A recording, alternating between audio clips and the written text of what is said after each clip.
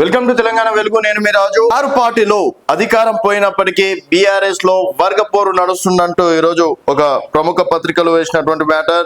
So కారులో మంటలు, అధికారం పోయినా ఆగని ఆధిపత్య పోరు అంటే నిన్న మొన్నటి నుంచి నడుస్తున్నటువంటి విషయం. వరంగల్ సభ వేదికగా అక్కడ హరీష్ రావు ఫోటో లేదు. సో బాధ్యతలంతా కేటీఆర్ కి అప్పగించారు. సో హరీష్ రావు ని దూరం పెట్టారు అని చెప్పేసి కేవలం హరీష్ రావు కి మెదక్ నియోజకవర్గం అంటే మెదక్ జిల్లా మాత్రమే ఇచ్చారు అని చెప్పేసి కూడా చెప్పుకొస్తున్నారు. సో పెత్తనం అంతా కేటీఆర్దే అని చెప్పేసి నిన్న మొన్నటి నుంచి చెప్పుకొస్తున్నటువంటి మాట. బట్ ఈరోజు నియోజకవర్గాల వాయిస్ గా ఎక్కడెక్కడ ఆధిపత్య పోర్లు ఉన్నాయని చెప్పేసి కూడా చెప్పుకొచ్చారు. రోజు రోజుకు పెరుగుతున్న అంతర్గత కలహాలు, సమన్వయం లేక ఒకరిపై ఒకరు ఆరోపణలు వేదిక అవుతున్న నియోజకవర్గ సమావేశాలు అవే సర్దుకుపోతాయనే ధోరణిలో అధిష్టానం ఉంది. సో ఇప్పటికే అధికారం కోల్పోయి సతమతం అవుతున్న బీఆర్ఎస్ జిల్లాలో నియోజకవర్గాల్లో రోజు రోజుకు పెరిగిపోతున్న ఆధిపత్య పూర్వ అంతర్గత కలహాలు లేకుండా చేస్తున్నాయి. పార్టీ రజోత్సవాల నేపథ్యంలో నిర్వహించనున్న భారీ బహిరంగ సభ విజయవంతం చేసేందుకు జిల్లాల వారీగా నియోజకవర్గాల్లో ఏర్పాటు చేసిన సమావేశాల్లో నేతల మధ్య కలహాలు మొదలవుతున్నాయని చెప్పేసి కూడా చెప్పుకొస్తున్నారు. ఇక్కడ దాదాపుగా మానుకొండ నియోజకవర్గం ఉంది. సో మానుకొండ నియోజకవర్గంలో మాజీ ఎమ్మెల్యే శంకర్ నాయక్ అలాగే మాజీ ఎంపీ మాలోత్ కవిత మధ్య కొంతవరకు అంతర్గత కలహాలు ఉన్నట్టు కూడా తెలుస్తుంది.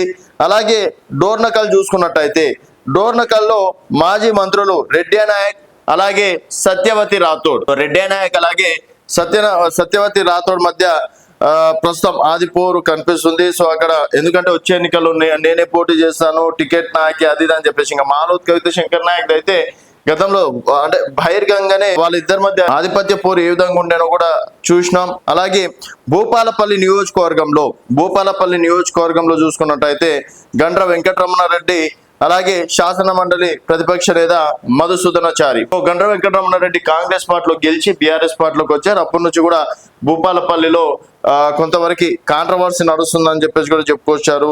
తర్వాత హన్మకొండలో చూసుకున్నట్టయితే హన్మకొండలో దాస్యం వినయ్ భాస్కర్ గవర్నమెంట్ విప్ అలాగే రాకేష్ రెడ్డి ఎమ్మెల్సీ క్యాండిడేట్, గతంలో గ్రాడ్యుయేట్ ఎమ్మెల్సీ క్యాండిడేట్ గా చేశారు. సో రాకేష్ రెడ్డి భారతీయ జనతా పార్టీ నుంచి రావడం అనేది జరిగింది. ఇంకా షాద్నగర్ చూసుకున్నట్టయితే ఎమ్మెల్సీ నవీన్ కుమార్ రెడ్డి మాజీ ఎమ్మెల్యే అంజయ్ యాదవ్ మధ్య పొసగడం లేదు. ఈసారి టికెట్ తనకే అంటూ నవీన్ రెడ్డి తిరుగుతున్నారని, పార్టీ పెద్దలు ఆయనకే ప్రాధాన్యత ఇచ్చేలా వ్యవహారాలు ఉన్నాయని అంజయ్ యాదవ్ వాపోయినట్టు తెలిసింది. అలాగే ఈసారి కొడుకు ఇచ్చే పనిలో అంజయ్ యాదవ్ నవీన్ రెడ్డి వ్యవహారం విషయంలో సతమతం అవుతున్నట్టు కూడా సమాచారం. అలాగే కల్వకుర్తి చూసుకున్నట్టయితే సో కల్వకుర్తిలో మాజీ MLA Jaipal Yadav Venkatesh Gupta corporation chairman ఇచ్చారు. లాస్ట్ మినిట్ లో బీఆర్ఎస్ పార్టీలోకి రావడం అనేది జరిగింది. సో ఈసారి డెఫినెట్ గా నాకే టికెట్ అని చెప్పేసి వాళ్ళు. తర్వాత నల్గొండలో నాగార్జున సాగర్ చూసుకున్నట్టయితే కోటిరెడ్డి అలాగే నోముల భగత్. మేడ్చల్ జిల్లా కంటోన్మెంట్ లో కూడా ఇదే విధంగా తలనొప్పి మారింది. కుత్బుల్లాపూర్ నియోజకవర్గంలో కూడా ఎమ్మెల్సీ షంబీపూర్ రాజు అలాగే ఎమ్మెల్యే వివేక్ మధ్య కూడా అస్సలు సాగడం లేదు అని చెప్పేసి కూడా ఒక విషయం బయటకు వస్తుంది. ఒక రాజకీయ పార్టీ అన్నప్పుడు డెఫినెట్ గా ఇద్దరు ముగ్గురు లీడర్లు ఉన్నప్పుడు ఆధిపత్య పోరు జరగడం కామన్. అది వర్గపోరు ప్రతి పార్టీలో ఉండేదే. కాకపోతే ప్రస్తుతం ఎంతో ప్రతిష్టాత్మకంగా 25 సంవత్సరాలు రజోత్సవం చేస్తున్నారు కాబట్టి ఇలాంటి సమయంలో బీఆర్ఎస్ పార్టీ ఇవన్నీ సర్దుమణిగిస్తే బెటర్ అని చెప్పేసి రాజకీయ విశ్లేషకులు చెప్తున్నారు. నిజంగా ఈ నియోజకవర్గాలలో వర్గపోరు అనేది ఉందా అనేది మీ అభిప్రాయాల కింద కామెంట్ రూపంలో తెలియజేయండి. చూస్తూనే ఉండండి తెలంగాణ.